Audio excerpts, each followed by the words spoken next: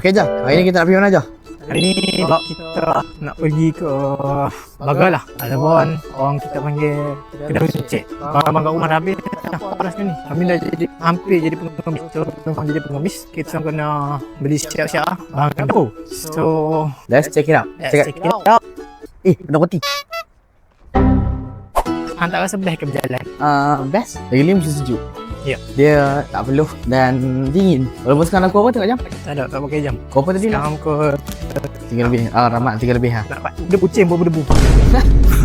Kita berdebu. Kita berdebu. Kita tak nak kawan dengan orang yang tak berdebu. Tak debu, tak kawan lah. Yes, tak debu, tak kawan. So saya nak tunjuk sikit ni perumahan dia. Semua macam tak siap kan? Tapi semua ada orang duduk dalam tu. Bukan setakat ada orang duduk. Ada penghuni lah. Ada banyak bilik, ada banyak rumah dalam tu. Dia macam sarang semut. Pelik. Saya pun tak boleh nak brain. Depan tu sekolah. Kita tengok sana.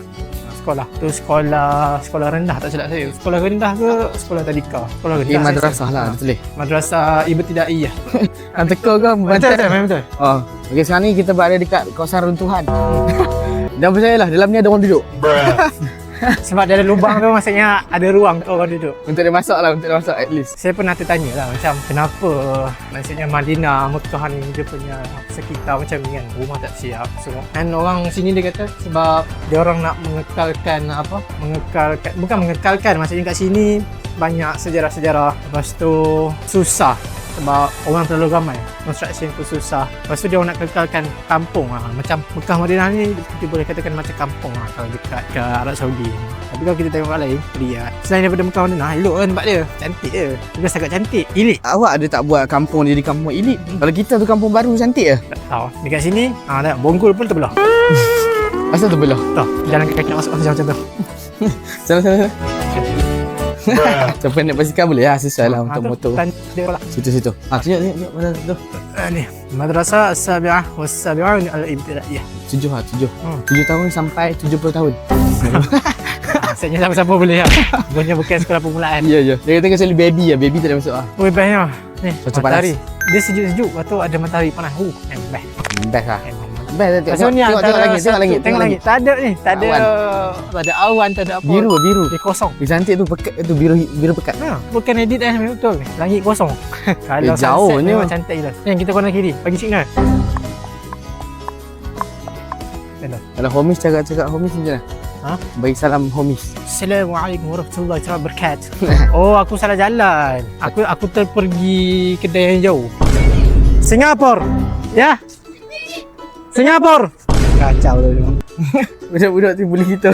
Kita rasa dia bully. Tu dah dia masuk dah. Dia masuk kedai ni tu. Dia kata nak jumpa yang abang Singapura tadi. Halo. Anak selendang ah. Ya?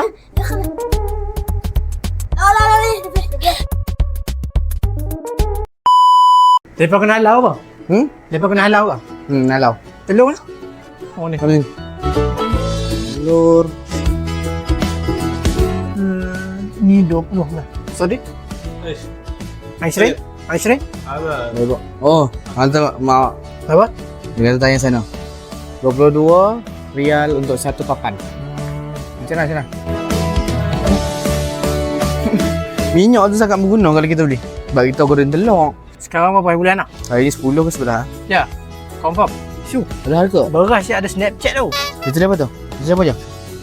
Indian, Mazza, Basmati rice. Berapa Grade dia? A, bapak grade A tu. Tak ada beras yang 2 kilo, 3 kilo. Sekejap. Okay, telur 22.